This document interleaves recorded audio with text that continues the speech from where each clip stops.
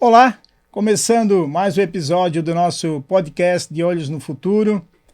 Agradecer a Deus por mais essa oportunidade, mais um bom bate-papo com a nossa convidada que logo nós vamos apresentar.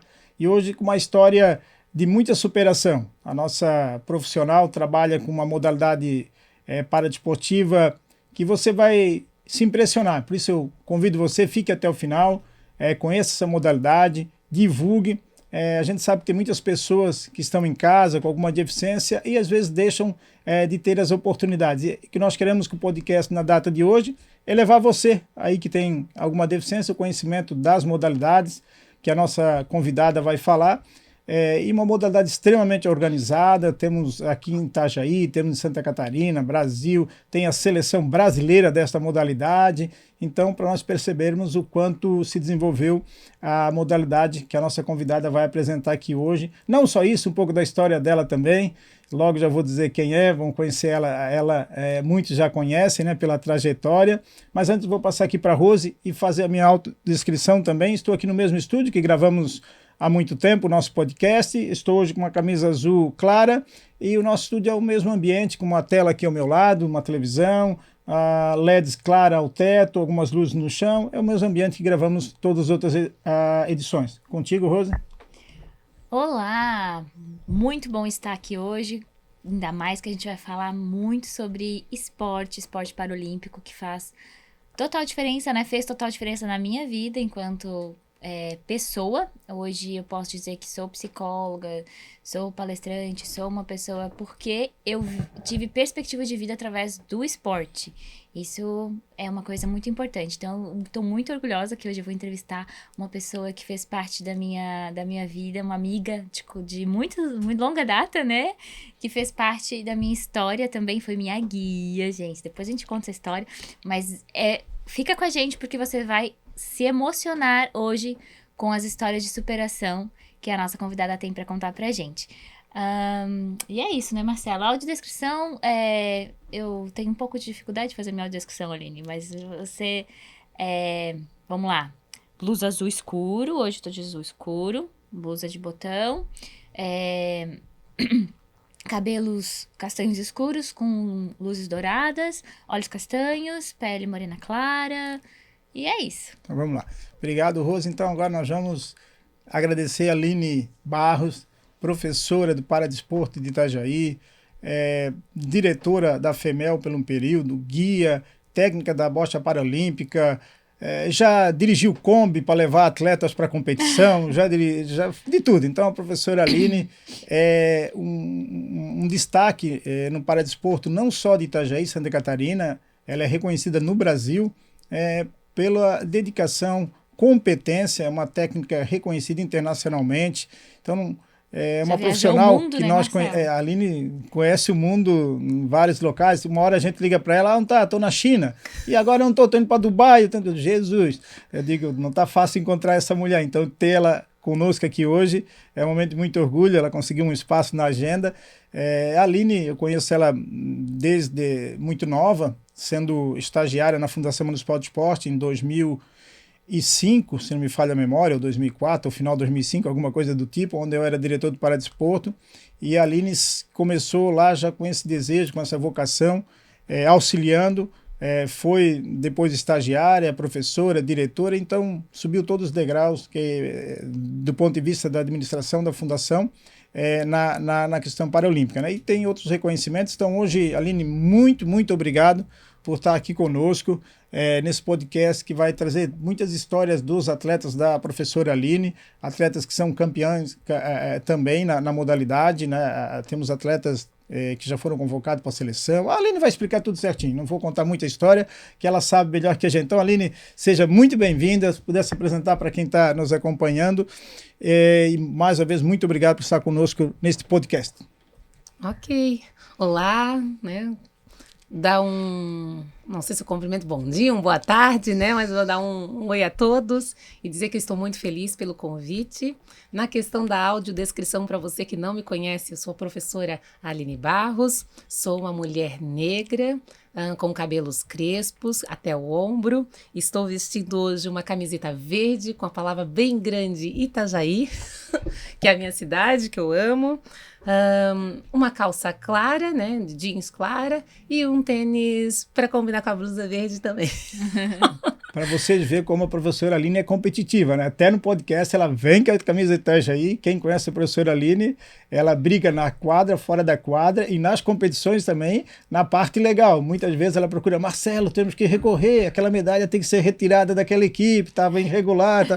Então isso mostra como a professora Aline é competitiva, né?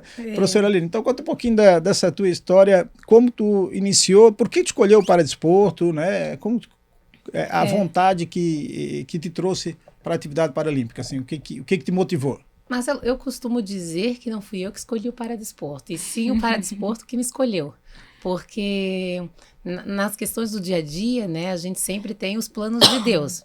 E por essas questões, quando eu tinha 13 anos, tive uma excelente oportunidade através da escola de experimentar uma semana de atletismo. Né? Na época eram Novos Talentos de Itajaí. Fui participar dessa edição e lá fui uma das escolhidas para frequentar o treinamento da escolinha de atletismo 2 vezes por semana. Mas esse era o convencional. Esse é do convencional. Então, é que a gente chama convencional de quem não tem deficiência e quem tem deficiência é paralímpica, é isso, né? Isso mesmo. Quem não tem deficiência, o convencional e o paralímpico para pessoa com deficiência. E a partir disso eu comecei a ser atleta 2 vezes por semana, né? Praticar atividades de corrida, de salto, de preparação voltada ao atletismo. Dentro do atletismo, haviam professores que atuavam nas 2 áreas, né? Tanto no paradesporto quanto no esporte convencional. E nos fizeram um convite em determinado ano, eu creio que seja 2005, para que a gente pudesse viajar para os jogos tanto da FECADESC, que era a instituição a nível estadual, né, da Federação de Pessoas com Deficiência Visual, e isso que organiza os Jogos da Pessoa com Deficiência Visual, e também tinha os Jogos da CBDV, que era a Confederação Brasileira voltada também a esporte para pessoas com deficiência visual. E eu adorei o convite, porque a gente já gostava de correr e gostávamos muito de viajar, né? Uhum. Por que viajar? Porque eu costumo brincar hoje com a minha mãe que era a oportunidade de a gente sair dentro de casa. Para você que tem uma mãe aí que, né, pega muito no pé, essa era a minha mãe, a dona Rita. Ela não dava muita liberdade. Mas precisava ir tão longe para Dubai, para Pequim, para tudo podia ser. Isso foram anos depois, né? Naquela época, a nossa alegria era ir a Joinville, era ir a Blumenau, ir a Florianópolis, onde os eventos ocorriam, ou no mais longe, quem sabe Chapecó, né? Mas pra gente já era uma grande festa, porque, bom, para quem conhece a minha mãe, uma senhora que só permitíamos, eu e as minhas 2 irmãs, íamos à igreja, à escola, depois retornar para casa, sempre monitorada, né? Preocupação de mãe. Hoje em dia eu concordo com ela, acho que ela estava certíssima, e sempre quando nós tínhamos essa oportunidade no esporte, ela ia até o ônibus e dizia pro professor, olha, tem que cuidar da minha filha, né? Sendo que o professor tinha um ônibus inteiro. Mas isso foi, por isso que eu digo que foi o paradesporto que nos escolheu, porque a gente teve a oportunidade de conhecer novas opções no esporte, principalmente voltada à pessoa com deficiência, e é um mundo espetacular, do qual nem todas as pessoas ainda conhecem, né? Ainda fazem parte. Aline, mas em algum momento, eu entendi, mas em algum momento disse assim, vou ficar por aqui, vou me capacitar, vou me profissionalizar. Isso foi um start em que momento, assim? Marcelo, nesse ano mesmo de 2005, no mesmo ano. Por que eu consigo te afirmar isso? Porque na época, eu tinha de 16 para 17 anos em 2004, em 2005, aos 17 anos, eu me inscrevi na universidade, né? Então, para começar a cursar a graduação. E eu queria cursar a graduação em Educação Física. Olha, que bacana. E logo no início, eu já falei para os meus professores, eu vou ser professora de paradesporto. Então, a partir dos 17 anos, eu não tinha dúvida do que eu queria. Então, eu ia falar de esporte, eu queria falar de esporte paralímpico. Eu ia falar do pessoal, Aline, muda. Aline faz... Ok, eu mudava de modalidade, mas... Mas do princípio desse segmento, não. O segmento era a questão do paradesporto, né? Trabalhar com o aluno com deficiência intelectual, com deficiência visual, com deficiência física, que a gente teve a oportunidade de vivenciar tudo. E com a deficiência visual também, que foi a que eu mais participei. Hoje as pessoas acham que eu cresci só na bocha, né? E não foi. Todo o meu início, a minha trajetória foi... com o xadrez, para a pessoa com deficiência visual. Eu aprendi a jogar xadrez com os alunos da Advir, né, com um grupo que 2 vezes por semana se reunia na rua Camboriú, se não me falha a memória. Sim. E eu fazia leitura de forma voluntária para eles, principalmente dos livros que não eram traduzidos para o Braille. E em determinado momento eu tive que aprender o xadrez, porque os livros de xadrez, para quem é enxadrista, para quem gosta de estudar, eles vêm com os códigos, né, de lançamento das peças. E como que eu poderia fazer a leitura correta se eu não sabia como lançar, né? Como jogar. Então, o professor Álvaro da Silva disse, não, essa menina tem que aprender... Tem que aprender a jogar xadrez, senão não vai ser eficaz essa leitura. E daí esse grupo de... Conhecendo o saudoso Álvaro, imagina, ele era bem exigente, mas bacana. Bem exigente. E que bom que eu tive a bom, oportunidade sim. de ter esses contatos, né? Então eu estava com o professor Álvaro, o professor Luciano, o aluno Douglas, na época que hoje, sem dúvida nenhuma, é um grande jogador, é um grande enxadrista, né? Saiu muita gente boa da Divina, né? Muita atleta. Muita. No atletismo. A Rose aqui do nosso lado também foi atleta... Menos 1.500, 800 E 400. E a Aline era guia, né? Sim. Para que as pessoas que estão em casa Ela possam fazia de tudo conhecer um pouco. também a modalidade de atletismo. A pessoa cega tem um guia, né? Que segura uma faixinha, uma cordinha, alguma coisa assim para que ele possa acompanhar No braço. E não pode passar na frente, né? Nós tivemos na Paralimpíada não, na competição mundial agora recentemente, que foi na Índia, né? Foi na Índia, alguns atletas desclassificados por passar na frente, não do Brasil, né? Não. De outros países. E quem é B2, eu não sei se ainda são esses termos, B1, B2, B3, né? Eu acho que mudou. Sim, ainda trabalhamos inicialmente com isso, mas temos também a classificação funcional que é conhecida como a T11 ou F11, F12 e F13, que é internacional. No atletismo fio de campo e T de pista, né? Bacana. Mas e aí voltando no caso da Rose, quem ainda é o de pista, no caso, que tem uma acuidade visual intermediária, porque tem o cego, o que enxerga um pouquinho e o que enxerga um pouquinho melhor, né? Isso. Aquele do intermediário ainda pode ter guia, opcional, ou não? Pode opcional, ter guia. Né? Que era o caso da Rose, né? É o caso da Rose, isso mesmo, permanece igual, né? O T12 tem a opção de ter o guia ou não, o 11 com certeza é a pessoa com cego total, e o 13 daí não pode ter o guia, né? Ele é baixa visão e consegue se locomover sozinho. Tu consegue lembrar, eu não lembro, qual é a acuidade visual que tem cada... O cego é cego, tem, né? Corre até vendado, né? Isso, atletismo, né? Vendado. Aí ele é o cego. Pra garantir que tá cego. E aí, mesmo. esse intermediário, você consegue dizer 30%, 20%? Eu não Nesse recordo. momento eu não consigo recordar, não. Marcelo, da questão da porcentagem. Mas eles fazem classificação funcional sempre. Sim, são médicos, né? Sempre que estão acompanhando, muito bacana. Aline, da experiência de ser guia, já que a Rose comentou, e foi o quê? 2 anos? 1 ano? Foi um tempo que vocês... Ai, não me lembro. Não. Eu me lembro que a gente correu um ano e meio, pelo menos, juntas, porque a Rose precisava se classificar para uma competição nos Estados Unidos. E daí juvenil. Isso, mundial. E deu certo? Foi classificada? Foi. Se eu não me engano, a Rose foi uma das primeiras atletas de Itajaí a competir, né, na época do grupo, internacionalmente. Então, foi um orgulho para todos nós. Veio né? como é Iana? Não, a Dayana Moya. Aí na sequência. Quando tu fala, Marcelo, da questão da gente resgatar essa história, né, que ainda não está escrita, que deveríamos registrar isso, porque se a gente parar para ver o paradesporto da FEMEL, ele se deu muito através das entidades, né, do trabalho dentro da educação física, da associação, sendo ela a Advir na época, que era muito forte. Nós saímos de dentro do município para competir os jogos da CBDV com ônibus, né, ou às vezes íamos para São Paulo com Kombi, mas a gente sempre tinha um número muito grande de atletas e eram preparados não porque o município tem o programa, mas sim porque a entidade já investia, no movimento, já investia na questão do treinamento paralímpico, né? E depois isso foi crescendo. O que me preocupa hoje em dia, né? A gente está falando lá de 2005, né? Vocês vão dizer, mas já 20 anos atrás. Meu Deus, 20 Aline, anos. estamos velhas. Não, eu não... 35 aqui. Aline, mas a parceria das entidades é fundamental, em razão da própria entidade congregar as pessoas com deficiência, elas estão ali, eu entendo que a FEMEL, e tu fez esse trabalho muito bem feito na época, hoje, confesso que eu não sei como está, eu acho que está um pouco prejudicado, mas sempre buscou essa parceria com, né, o Clube Roda Solta, a DEF, a PIDEF, a PAI, a própria Adivir, e os resultados vêm vindo, né? Então, já que tocou nesse ponto, olhando por esse prisma, o que tu percebe de evolução nos últimos anos em Itajaí? Vamos falar aqui da nossa cidade. E o que tu acha que está faltando, que dá para melhorar? Na questão da evolução, a Rose nos abriu as portas para o universo do esporte internacional, né? Então, a Rose chegou, sim, a ir para os Estados Unidos. Isso aí vai dar um corte, né, Aline? Foi competir. E depois da Rose, a gente teve ainda a Ana Moya, a gente teve inúmeros atletas que cruzaram as fronteiras nacional, né? Para ir para o internacional.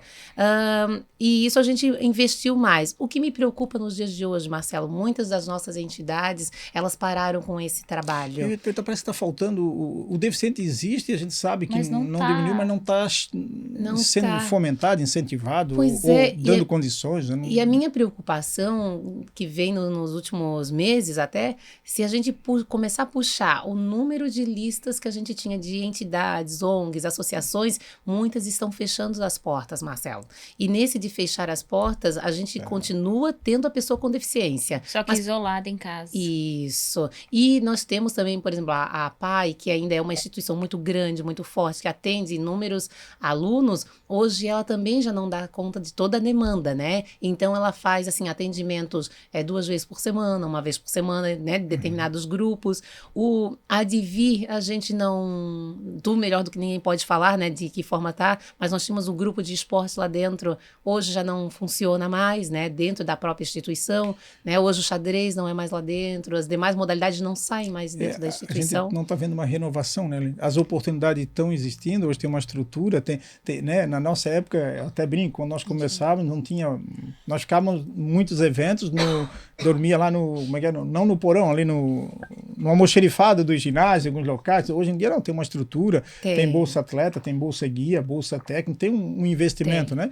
Dá para a pessoa... Tem muito atleta paralímpico hoje, além que vive do paradesporto, não? Sim, de bolsa, tem, né? E hoje a questão do incentivo governamental, Marcelo, está muito forte, né? É só a gente buscar... Isso a nível nacional é uma crescente, Aline, assim, isso comparado com 20 anos atrás é uma conquista, né? Uma conquista.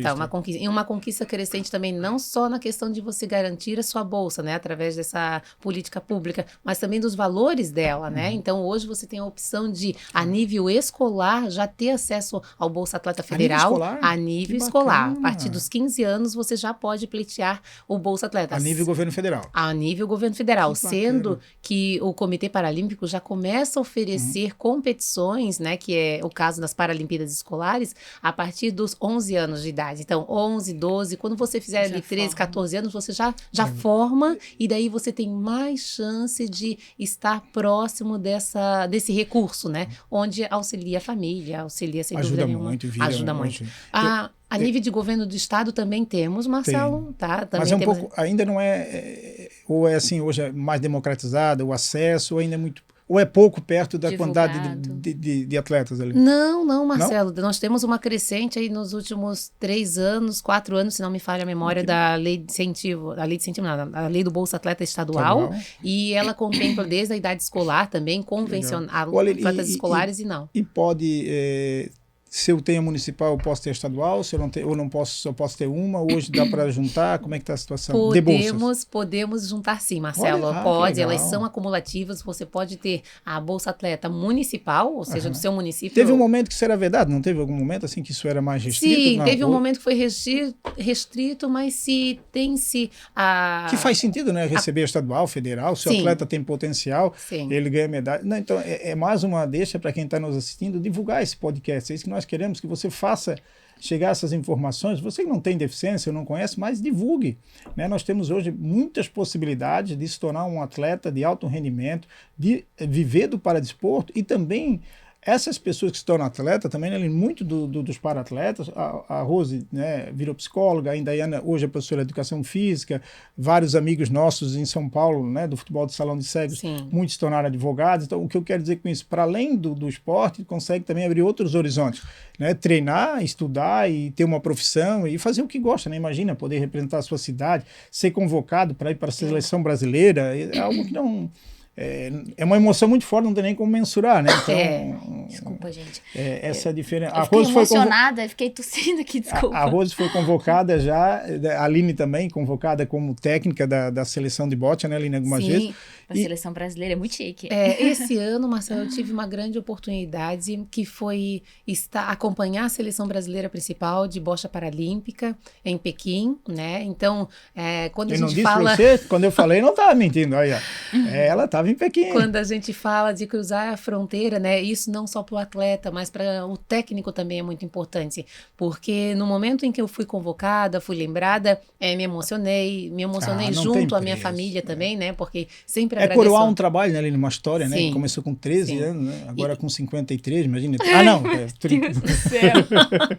Agora imagina, se nós ficávamos felizes de poder sair de Itajaí até Chapecó, ir até São Miguel do Oeste, imagina chegar, né, atravessar o globo e dizer, eu estou lá do outro lado do mundo, fazendo o que eu gosto, com as pessoas que eu gosto e tendo um prazer, porque ainda me pagam para isso, Marcelo. Não, e o orgulho que dá pra gente, quando eu falava com a Aline, assim, o orgulho de ter uma professora, uma jovem que começou, estava lá do outro lado do mundo e começou em Itajaí. Então, Itajaí se sente orgulhoso, né, de ter uma profissional que se preparou, se qualificou e fomentou. E para vocês verem, a Aline, vou até trazer aqui uma questão engraçada, a Aline é a esposa do Flávio, e eu precisava conversar com os dois. Só que olha a minha situação no fuso horário. Ela em Pequim e o Flávio na Alemanha. E eu precisava uma hora falar com o marido. Então, quer dizer, eu não dormia e ele estava lá. Então, acontece muito, não estava fácil, né? a vida dos dois, né? Se encontrar só nos aeroportos. Aline, para nós entrar um pouquinho no que nós queremos também mostrar, a superação... todo atleta vive de superação, né? Não é no sentido pejorativo falar em superação ou no sentido de piedade, né? A gente fala em superação porque eu fui atleta, não cheguei tão longe, mas o atleta, o que ele faz? Ele supera a cada dia os seus próprios limites, né? E seja o convencional ou até o paradesporto. Então, eu queria, nós vamos, se o Xande puder ir soltando o vídeo ali, eu queria que tu falasse um pouquinho da bocha paralímpica. Não. Primeiro falar da bocha paralímpica, depois nós soltamos os vídeos que vai falar dos seus atletas. Então, contar um pouquinho como é que funciona essa bocha, quem joga, como joga, o que é a calheira, um pouquinho para as pessoas que estão em casa conhecer essa modalidade. Certo. Depois de passar por várias modalidades, que eu tive a oportunidade de conhecer muito da classificação funcional de diversas modalidades, hoje me sinto apta a qualquer uma das modalidades em atuar, em trabalhar, mas me dediquei, após ficar muitos anos com os alunos com deficiência visual, eu migrei para os alunos com deficiência física, com grande comprometimento motor e com paralisia cerebral. Os alunos com esse grande comprometimento motor, eles têm a opção de praticar a bocha paralímpica, que é uma modalidade onde, quando eu não tenho condições, né, com a minha deficiência física, de praticar, seja a natação, seja o tênis de mesa, o atletismo, eu tenho a opção da bocha paralímpica, né, que, como eu falei, com grande comprometimento motor, eu posso lá jogar ela com as mãos, com os pés, ou até mesmo utilizar uma rampa, ou a gente chama também de calha, né, para poder participar desse jogo. E é algo que é uma modalidade reconhecida a nível internacional, né? Ela faz parte das Paralimpíadas e em Itajaí muito bem trabalhado desde 2009, que foi quando nós montamos equipes no município. Hoje Santa Catarina ela é uma referência da modalidade a nível de Brasil. E a bocha ela é praticada de forma individual e de forma também coletiva, né? Podendo ser praticada com pares ou equipes. A bocha paralímpica, ela necessita de 13 bolinhas, sendo que 6 são vermelhas, 6 azuis e uma branca. Se você ouviu a palavra bocha, é realmente a maneira que você está pensando. Mas a linha é jogada em cancha? Não. Peraí, não é jogada em cancha, ela é jogada numa quadra, normalmente de 12,5 metros por 6 de largura e sempre uma superfície lisa, uma superfície plana, né? Onde eu tenho essa bola branca, que vai ser chamada de bola jack, de bola alvo, onde eu lanço essa bola alvo e inicio o jogo começando com as bolas vermelhas, que o meu objetivo é aproximar as bolas coloridas da bola branca, da bola jack. E isso a gente diz assim, mas isso é muito fácil, né? Fácil Pra você. Para você. E eu ainda digo que não, porque hoje nós temos alguns desafios quando vamos visitar as escolas, que é colocar pessoas sem deficiência alguma, sentadas ou até mesmo em pé, para jogar com os nossos para-atletas, né? Com a nossa equipe. E muitas vezes, Rose, não consegue. Não consegue. Não é porque consegue. já são muito treinados, né? Nós vamos estar Muito. mostrando também alguns vídeos, vocês vão estar acompanhando, vai estar montando a estrutura do evento que foi realizado aqui em Itajaí, para as pessoas terem a ideia do que é essa quadra. Então nós estamos apresentando ali, vamos ter também os atletas, né, o comprometimento, mas eu gostaria que tu falasse um pouquinho mais dessa condição do atleta. Ele pode ser membros inferiores, paralisados, membros superiores, ou até para as pessoas entenderem um pouquinho dessa superação. O que é esse comprometimento que é um pouco mais severo, vamos dizer assim, né? O esporte paralímpico, independente da modalidade, ele tem algo chamado de classificação funcional. É o que vai te definir dentro de qual classe você realmente vai jogar, né? De qual percepção que você vai poder atuar. Dentro da bocha paralímpica, nós temos 4 classes. A classe BC1, BC2, ela é exclusiva para pessoas com paralisia cerebral, né? Então, a classe BC1, eu posso jogar com as mãos ou com os pés, mas eu necessito de um auxiliar para me posicionar a cadeira ou me entregar a bola. Ou seja, é bem comprometido bem os comprometido, né? isso, mas ele ainda consegue lançar com as mãos ou com os pés. Ainda é dele o gesto de lançar, assim. Isso mesmo, entendi. ainda a autonomia ainda é do atleta, né, de jogar. Mas aí ele pede onde ele quer ser posicionado, ali, né? Bota mais para a esquerda, mais para a direita, através de gestos ou através mesmo da fala, né? E isso tem que ficar claro para o árbitro, que é o atleta que está conduzindo essa questão de posicionamento dentro de quadra e que está escolhendo onde lançar. Porque não pode ter a percepção de que é o meu auxiliar que está jogando, meu auxiliar que está fazendo a estratégia. Não, tem que ficar claro que é o atleta. Na classe BC2, esse atleta ele tem a paralisia cerebral, mas ele não necessita desse auxiliar, dessa pessoa que vai posicionar sua cadeira ou entregar a bola. Ele tem autonomia de pegar a bola, de posicionar a própria cadeira, né, e poder lançar sozinho.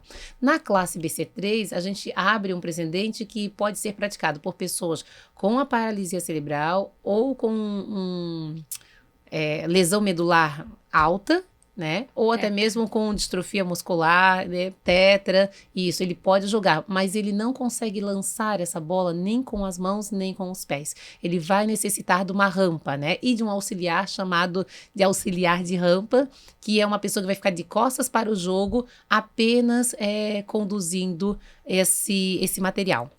E na classe BC4, ela é uma classe para não PC.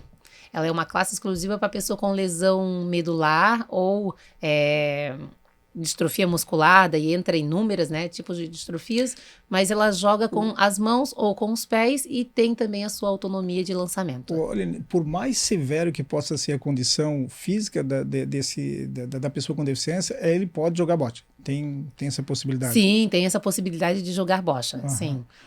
Agora eu queria ali, nós vamos mostrar alguns vídeos dos atletas. Se tu puder comentar em cima dos vídeos ou não, acho que tem áudio, né? Só para tu falar quem é, quem não é, só para a gente interagir e mostrar um pouquinho também dos nossos atletas aqui de Itajaí. Desde já, parabenizar a todos pelos brilhantes resultados que trazem para Itajaí. BC2, jogo bocha há 19 anos.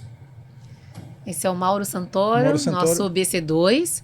Olha, como vocês podem ver, tem autonomia, tem as suas bolinhas ao lado. Lança a bola jack. Ele, no caso, era BC2 ali. BC2. Esse é o Gabriel. 15 anos na bocha. 15 anos na bocha. O Gabriel começou muito novinho. E aí você vai dizer, meu Deus. Porque este ano estarei no Campeonato Brasileiro. Sim, o Gabriel estará no Campeonato Brasileiro, representando Itajaí. Olha que bacana. Mariana, sou da classe BC3. Esse ano eu joguei no Parajás, em Lages. Fiquei em 4º lugar. Olha. Espero que vocês aí torçam por mim. Beijos. Beijo, abraço. A Ju que tem nasceu com má formação nos membros, nos 4 membros, mas joga com a calha. Esse é o Fernando Wolfram. Fernando não fala, também não consegue utilizar os membros para poder fazer o lançamento, né? Nem as mãos, nem os pés. Boa tarde. E usa com a calha. Meu nome é Stephanie Caroline Vianese. Eu sou da Bocha Paralímpica desde 1996. Sou da classe BC2. Esse ano eu disputei o Parajasc e o Regional Sul. E o ano que vem estamos de volta. Aguardem. Aguarde, estamos torcendo. Que linda, parabéns. Muito Mandou show. um beijo muito gostoso legal. pra gente. Cleverton Luiz Favaretto, eu jogo bocha desde 2011. Olha, Faço DC4. quanto tempo. E o Cleverton também estará conosco no Campeonato Brasileiro agora em São Paulo. Esse ano ali. Esse ano, Que já no legal, início parabéns. No dia 7 de dezembro até o dia 13 de dezembro estaremos no Centro de Treinamento Paralímpico em São Paulo, com atletas de o Cleverton e com o Gabriel Andrade, atletas de Itajaí, que conseguiram conquistar essas vagas durante o Regional Sul, que foi agora em setembro, na cidade de Joinville. São vagas destinadas, né, ao Paraná, Santa Catarina e Rio Grande do Sul, onde os atletas têm que conquistar.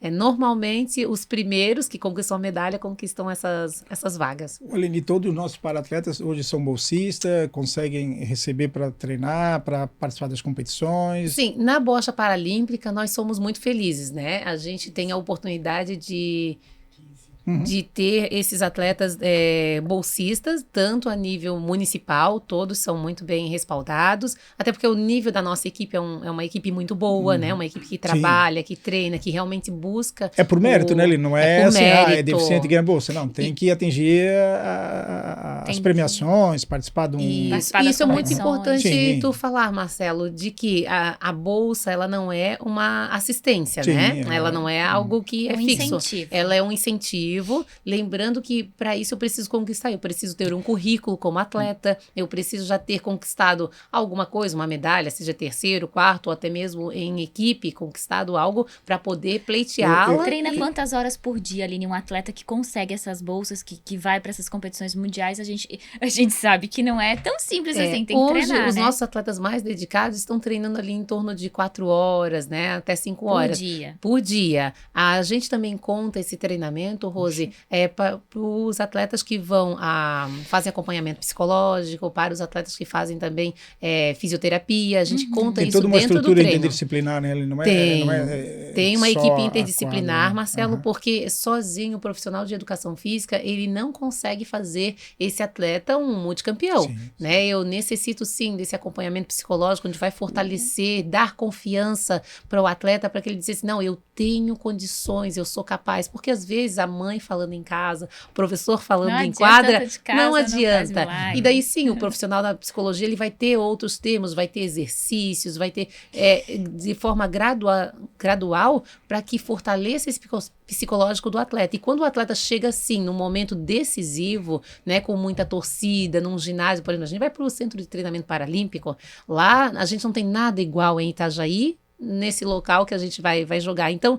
se ele não se fortalece, se ele não se prepara antes, isso na hora pode travar. Ele é um sim, atleta como qualquer é um outro. cidadão, tem a deficiência como característica, mas não se define. É uma pessoa que tem seus emocionais como qualquer outro, né? Ele como se abala, qualquer né? outro. Eu fui pra psicologia porque eu queria ajudar no esporte, entendeu? Que eu era Entendi. atleta. Mas depois, aí abriu um campo tão grande. Falei, ai meu Deus, tem tanta coisa na Sim, psicologia. o leque de possibilidades, eles são inúmeros. Assim como eu digo também na educação física, sabe, Rose? A gente deveria comentar mais sobre as profissões, né, voltada também ao esporte, que eles abrem leques muito grandes. Então, além da psicologia, da educação física, temos também a fisioterapia, que anda junto, né? Então, eu preciso que essas famílias nos apoiem, levando esses atletas até a física. Falando no psicológico, no acreditar e no se desenvolver, tem uma situação que sempre é muito delicada, né? Foi para mim na minha reabilitação, acho que foi para a Rose, para outros. E as mães e os pais? Como chegar na casa deles, aquele filho que está ali há alguns anos, que não tem pouca atividade, que não tem experiência, como convencer esses pais que o filho pode ter uma vida, ter um potencial, que tem um desafio nesse sentido também, não tem um pouco de... Claro, o pai, hoje a gente é pai também, sabe do quanto a gente cuida, né, e poupa o filho de muitas questões. Vai viajar sozinho. Mas conta um pouquinho, é desafiador, não é? Não tem pais que mudem de opinião, deixam, mas desconfiam e depois vejam que a coisa realmente é transformadora. É um pouco disso? A minha questão, Marcelo, hoje é mostrar para o pai, o desafio, né? É mostrar para o pai que o filho é capaz. Isso. Como? Se nós iniciarmos a escola, o que deveria Facilita. ser... facilita, porque a escola tem as apresentações, a escola tem o dia da comunidade dentro da escola, né? Tem o dia que pode usar voz, ver uma apresentação. Tem os jogos interclasse dentro da unidade de ensino. Nesses dias, o pai tem que ser surpreendido. Né? Então fica ali a cargo desses profissionais da unidade. Eu sei que a gente já tem muitas coisas, e eu falo também como professora de uma unidade de ensino, que a gente já tem muita coisa para fazer, mas ali é o dia de conquistar o pai, de mostrar que o filho tem a capacidade. Agora, se eu já sou uma pessoa mais adulta e não tenho a questão da escola, né, para trabalhar, eu tenho que chamar essa família num determinado momento e deixa eu te mostrar, vem dar uma espiadinha, né, num dia esporádico. Talvez o atleta não precisa saber que o pai, o avó, né, está ali assistindo ele, mas tem que ver, porque a gente às vezes rotula, subestima, muito bem essa palavra, Rose, subestima o indivíduo e assim, não, mas ele não é capaz, ele não tem condições, professor, mas vamos tentar, né, vamos experimentar, quem sabe ele ainda tem muito para nos mostrar e a gente está podando. Eu lembro do Meia, foi um atleta de bote também, era um homem, era um policial que sofreu um acidente, foi perseguição, acho que ganhou um tiro e acabou, ele era de moto e ficou quase tetraplégico, estava anos dentro de casa, foi para bote, isso foi lá atrás também. Só depois mexia um braço, não né? saía para nada, né? E era um homem forte, né? Bem apessoado, super inteligente. A partir dali, arrumou uma cadeira, na época, acho que motorizada e tal, e passou a ter autonomia, mas que abriu portas foi o esporte, né? Que deu para ele essa possibilidade. Perspectiva de então, vida, o né? paradesporto, ele vai além, ele tem muito, como a Aline colocou, ele vai se ramificando, né, para a vida pessoal, para a vida profissional, para a vida emocional, financeira e principalmente para a inclusão, para as pessoas que acabam vendo um deficiente praticando uma modalidade esportiva, compreender que ele é uma pessoa que tem direitos, que tem emoções como outra pessoa, que deve e pode estar inserido na sociedade. Então o esporte, ele demonstra, pô, se a pessoa joga bote, se ele joga futebol de salão de cego, se ele é um atleta, é óbvio que ele está preparado para estar na sociedade. Às vezes a sociedade é que não está preparada para receber, mas a pessoa com deficiência, ela sempre vai estar buscando inserir e participar, como a gente conversou, não naquele sentido, é uma modalidade feita para agradá-los, no sentido de piedade, não, são modalidades, nós temos Jogos Paralímpicos, nós temos Mundial, nós temos investimento, então assim, é necessário que o atleta se dedique e faça, como além disso, são 5 horas de treinos por dia para se tornar um atleta olímpico. E Aline, dentro dessa perspectiva do esporte de Itajaí, eu queria voltar um pouquinho também na questão educacional. Hoje, no ambiente escolar, focado na inclusão da pessoa com deficiência na atividade física, tá legal, não tá, falta muito, dá para melhorar? Na época do Marcelo, ele podia escolher se ele queria fazer ou se ele ficava sem fazer nada, né, Marcelo? Na minha época, na verdade, eu tinha recomendação médica para não fazer, né? Talvez hoje até faria, né? Então, são coisas que vão se trabalhando, né? Então, hoje é diferente, né? Marcelo, hoje, na nossa perspectiva a nível de unidade de ensino, não estamos tão bem, não.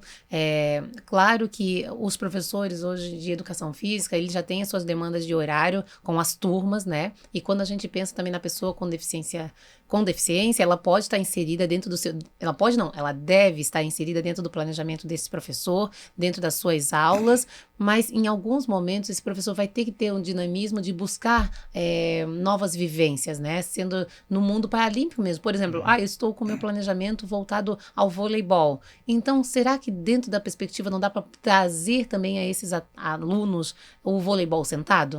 Né? O vôlei sentado? Será que eu não posso trazer também dentro dos esportes de precisão, trazer também a bocha paralímpica, né? E experimentar, não precisa ser só no dia de chuva, não precisa ser só porque estamos vivendo a Olimpíada ou a Paralimpíada, mas dentro do próprio planejamento, né? A BNCC, ela traz já essas habilidades e essas sugestões para que o profissional de educação física possa estar atuando com os inúmeros alunos. Mas o que a gente percebe são a pouca formação ainda voltada aos professores de educação física, com essa formação voltada à pessoa com deficiência. São poucos ainda os cursos, a gente pode pegar durante o ano, é muito pouco. Teria que ser uma formação continuada. Hoje na academia tem já a cadeira voltada ao paradesporto, ou seja, no curso de educação física. No curso de educação física tem assim? A educação física adaptada. Um período, normalmente um período só. Um período para né? você que só ainda não está na existe, graduação. Dizer, né? Isso, só para saber que existe. É apenas 6 meses e uma pincelada e não se tem tudo que necessitava dentro da graduação. Não. Eu posso falar isso como experiência própria, né? Que eu tive uma graduação muito boa, um profissional que realmente nos incentivou a trabalhar com as pessoas com deficiência, mas não foi o suficiente. No dia a dia, na prática, que a gente foi aprendendo, né? E cursos contínuos de formação. Formação. Olha, mas abrindo um pouco o compasso também, se a gente parar para perceber a questão do investimento no esporte escolar, do ponto de vista para levar para o rendimento, ainda é tudo muito precário, né? A educação física ela é feita, não tem, por exemplo, assim, eu falo quem deseja, às vezes, ser competitivo, por exemplo, não tem um contraturno com escolinha de futebol, de vôlei ou de esporte, né? Só faz aquela atividade ali 40 minutos, 50 minutos e acabou, né? Isso mesmo, e acabou, Marcelo. Hoje nós não temos, né? Isso ainda no nosso município não tem essa prática. Talvez com escolinhas, às vezes, da FEMEL, né? Mas a maioria são voltadas a alunos convencionais, daí tem escolinha de futebol, das lutas, né? O paradesporto não tem...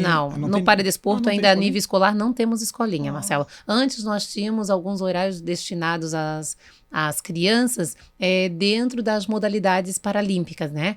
Hoje nós já não temos isso dentro da escola, então o pai tem que se deslocar do seu bairro, muitas vezes para vir até o centro, se quiser praticar, para ir até o local onde está posicionada a piscina, para poder fazer a prática da natação, e daí a gente percebe a dificuldade do transporte público para chegar até esse local, da questão da acessibilidade, né, entre calçadas e outros, os desafios que essa família vai enfrentar para chegar até. Um exemplo disso é a nossa bocha Rafa, né, que hoje fica lá próximo do Parque do Agricultor, e da dificuldade até mesmo dos adultos com deficiência poder chegar até lá, né? Principalmente quem não tem o transporte próprio. Para quem não conhece, o Parque do Agricultor é lá na Itaipava, extremamente longe, né? E o transporte para o interior, eu conheço muito bem, é extremamente prejudicado. Então não vai acontecer, né? Tem-se agora a esperança, né, do novo ginásio poliesportivo que sairá na Fazenda, no local do Ivo Silveira, ele poder já agrupar todas essas modalidades, né? Trazendo mais para próximo da população a prática do paradesporto também. Bacana essa tua fala, Aline, que é um belo ferramenta esportiva, e a gente já tem que verificar do ponto de vista da acessibilidade também, né? Não dá para deixar esperar um ginásio desse ser, mais que um ginásio, é um complexo, né? Ser construído, chegar lá, não tem rampa, não tem, apesar que a legislação exige, mas tu trouxe um ponto que a gente vai ficar atento para acompanhar também a execução dessa obra, né? O nosso sonho, Marcelo, é que a gente, além de acompanhar essa obra, é que nós tenhamos também um paradesporto. Hoje, o que é de exemplo para todo o país é a cidade de Blumenau, que traz o paradesporto escolar, né? Lembrando que paradesporto escolar e paradesporto de rendimento não são a mesma coisa. O paradesporto escolar é para que a criança ou adolescente tenha o seu primeiro contato com o esporte paradesportivo, né? Que ele possa experimentar inúmeras possibilidades de prática. E o paradesporto de rendimento, daí não, é para que ele possa treinar e realmente render, buscar medalhas e competições internacionais. Hoje, Blumenau, ele tem isso dentro das escolas, tem a contratação de profissionais através da Secretaria de Educação, né, onde trabalha realmente esse aluno no dia a dia, no contraturno, Marcelo, que foi o que tu trouxe, que seria espetacular, né? Claro que é uma busca ativa nossa para que Itajaí, né, possa não fazer o mesmo, mas até, quem sabe, reinventar, inovar. Mas cabe a gente trazer um ponto aqui. Hoje nós estamos falando que Blumenau e Itajaí foi o melhor. Já foi o melhor. Então a gente fica um pouco triste de perceber que Itajaí retrocede, né? Porque Itajaí era a referência, todo mundo vinha visitar Itajaí, copiava Itajaí evoluiu, mas agora nos últimos meses, a gente percebe que também o sentimento do paradesporto, hoje dentro da fundação, não me parece que está sendo tratado como algo, como já falei, como profissionalismo, no sentido, não é uma esmola que se faz. Fazer o paradesporto não é fazer esmola. Fazer o paradesporto é dizer que a pessoa com deficiência também tem seu direito garantido, que também pode praticar uma modalidade esportiva para competição ou para lazer. Porque quando a gente fala de lazer das outras pessoas não, da pessoa que não tem deficiência, parece que é algo normal. Quando diz assim, um deficiente tem que ter o seu lazer, não, mas para quê? Né? Mas o deficiente tem seus direitos iguais. Ele pode, então assim, percebe-se que hoje esse sentimento de valorização da pessoa com deficiência, ele não é o que a gente espera, né? Então quero deixar essa mensagem aqui, que a Fundação de fato possa abraçar o paradesporto, vendo como um segmento, como pessoas, como vê o handebol, como vê o futebol, como vê o vôlei, como vê o atletismo. Não dá para fazer distinção, lá são deficientes, eu faço um trabalho paliativo e aqui eu invisto todo o meu esforço. Não, é necessário que a gente faça igual. Todo esforço que se faça para o convencional também se faça para o paradesporto. Eu lembro que na época, a Aline vai lembrar de quando eu era vereador, a bolsa do para-atleta era 30% do atleta convencional, ou menos, ou 10%, ou seja, o camarada convencional ganhava R$1.000, o cara que fazia para-atleta era 100. Ele faz o mesmo esforço, ele tem a mesma dedicação, ele tem os mesmos treinos, ele tem talvez até um esforço maior, porque acessibilidade não tem, ônibus adaptado é muito pouco, então ele tem um esforço. Então por que ele é valorizado a menor? Isso nós brigamos na época e mudamos. E eu espero que a Fundação também, nessa atual gestão, no atual governo, com a atual superintendência, possa manter esse incentivo e a valorização da pessoa com deficiência. Falei um pouquinho demais, mas é uma modalidade que eu gosto, a gente se empolga, né? Rosa? Não, eu só queria concordar contigo, assim, porque se as pessoas soubessem, né, o quanto que faz a diferença, a potencialidade, você perceber, não, eu sou capaz, que quando eu comecei no paradesporto lá atrás, né, a minha história é essa, eu percebi que eu podia correr, que eu podia ganhar medalha de ouro. E a Aline, quero aproveitar para agradecer, porque eu fui pro Mundial nos Estados Unidos, porque ela correu comigo numa competição lá em São Paulo, que era um brasileiro. Isso. A gente fez o índice, e o Marcão comentou comigo que o índice é meu ainda, no caso, que é do atleta, o índice, né? É o índice de 2 minutos no 800, 2:40 no 800, acho que foi. Se eu não me engano aqui o tempo, ele é nosso, o recorde brasileiro. Ninguém na minha modalidade alcançou esse índice. Então é uma pena que ninguém alcançou meu índice. Eu não falo isso com orgulho, falo isso com tristeza, porque se outras pessoas tivessem o incentivo que eu tive naquela época de fazer o esporte, de ter a oportunidade, de ter incentivo de praticar, de treinar para poder competir, porque não dá para competir sem treinar, talvez esse índice já teria sido ultrapassado e outras pessoas estariam vendo o potencial delas e, enfim, é muito importante que exista esse incentivo, porque assim como eu comecei a acreditar em mim mesma, outras pessoas com deficiência podem acreditar em si. E eu queria agradecer, Aline, porque você faz isso. Você é uma das profissionais hoje que faz as pessoas com deficiência acreditar em si mesmas. Aline, nós estamos indo para o finalmente aqui do nosso podcast, muito rápido. Aline, tem muitos assuntos, nós já vamos comprometer aqui, trazer a Aline em outro momento. Minutos, Marcelo, mas quero parabenizar a Aline também, porque muitos atletas e o paradesporto de Itajaí se sobreviveu até hoje, é muito do esforço da Aline, da dedicação e do empenho. Né? Por questões de administração, de gestão, de política, a Aline sempre se manteve firme e forte e nunca negociou os princípios dela relacionados ao paradesporto. Ou seja, ela sempre esteve à frente de gestão, de comando, mas sempre defendeu o para-atleta, o segmento, independente de ser físico, visual, auditivo, intelectual, mas sempre nos defendeu e por isso que o Itajaí ainda se permanece nessa luta. Então, Aline, muito obrigado por tu doar a tua vida, a tua história, a tua carreira, o teu sonho ao paradesporto de Itajaí e do Brasil hoje, né? Já reconhecida internacionalmente. Então, queria pedir as tuas considerações finais, desejar a teus atletas muito sucesso, que eles possam conquistar, que eles tenham a melhor técnica, eu já sei, que eles tenham a melhor profissional, isso nós todos conhecemos, e sabemos que eles também são os melhores. Então, queremos deixar um abraço a todos os atletas, que eles possam continuar se dedicando, tendo oportunidade, e que possam realizar o sonho deles de ganhar os campeonatos. Né? Então, Aline, queria pedir as tuas considerações finais, o que tu pensa para o paradesporto, o que tu acha que dá para mudar, o que dá para ser melhor para o futuro. Certo. Primeiro eu já quero agradecer, né? E sim, já aceito um próximo convite. Porque eu acho que a gente tem que falar muito mesmo do paradesporto e cada vez mais. Aí pessoas vão dizer, mas estão falando disso de novo? Claro, até se tornar algo que seja bom para todos, né? Na questão do lazer, chamar atenção para a comunidade, quando a gente fala em lazer voltado à pessoa com deficiência, para que, por exemplo, o direito de ir à praia, já que estamos, né, vivendo no litoral, não é para todos, né? Eu não posso levar o meu atleta cadeirante a qualquer momento que eu quiser, porque nós não temos ainda uma esteira, uma rampa, algo que dê acesso de eu passar por essa cadeira pela areia e levar até o mar. E isso é só durante as férias, agora em janeiro, que daí tem um programa específico para poder fazer isso. Nem todas as praças são acessíveis, então só para mostrar para a comunidade o porquê que a gente traz também de falar do lazer, né? Que não é para todos. Nesse momento ainda não. Agradecer também as pessoas que sempre estão comigo, que são os meus atletas, os meus pais de atletas. Agradecer os meus auxiliares técnicos, que é a Isabel Belisário e o Vinícius Moura. Dizer que ninguém chega sozinho. Se hoje a gente tem todo um currículo, né, um know-how de trabalho em prol da pessoa com deficiência, porque muitas mãos trabalharam em prol disso para realmente acontecer.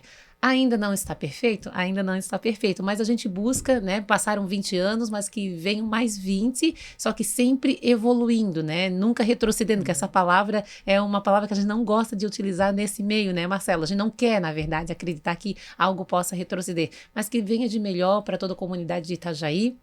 E quem sabe possamos ainda nos tornar exemplos e muitas coisas boas que estão por vir, né?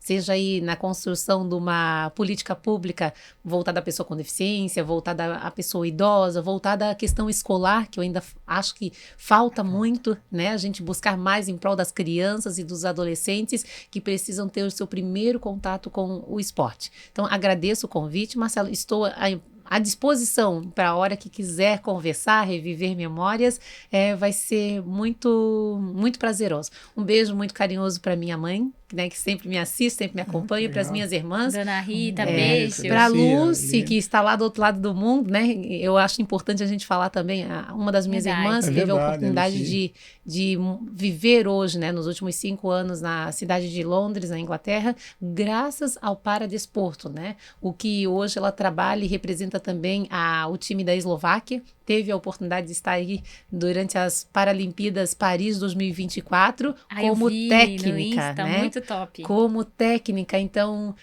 a oportunidade não está só para a pessoa com deficiência, está também para você que acadêmico de educação física, acadêmico de fisioterapia, de psicologia, de investir mais nas nossas profissões para que possamos ter êxito também. Muito obrigada, Marcelo. Obrigado, muito Aline. orgulho de você, da Lucy. Muito orgulho mesmo, Aline. Parabéns. Um abraço à família da dona Rita, né? A Lucy, a Amanda, a Aline aqui conosco, sempre apoiando o Paradesporto. E você que está nos acompanhando, compartilhe esse podcast, compartilhe um comentário. Você que precisa de informações, deixe o comentário aqui também, que nós vamos fazer contato. Você que conhece alguma pessoa com deficiência, indique, se precisar, a gente conversa com ele. Nós queremos, com esse podcast de hoje, poder levar você. Tudo isso que vocês viram é uma realidade que está próximo de você. Não é algo que está em São Paulo ou que está em outro país, não. Itajaí pode proporcionar a você, para atleta, uma vida voltada a quem tem um sonho, né, de ser para-atleta. Nem todos os deficientes têm a obrigação de ser para-atleta, né? Às vezes a gente acaba rotulando que tem... Não, mas você que tem um sonho, que deseja representar Itajaí, o Brasil, deseja viajar, como a professora Aline colocou, viver do esporte, ganhar um salário para praticar isso, procura a professora Aline, deixa um comentário aqui conosco que nós vamos com certeza fazer contato com você. Agradecendo a Deus mais uma oportunidade desse podcast incrível com a professora Aline. Vamos voltar, sim, é uma matéria que a gente fica muito feliz de falar, deixando aqui um grande abraço a todos e até o próximo.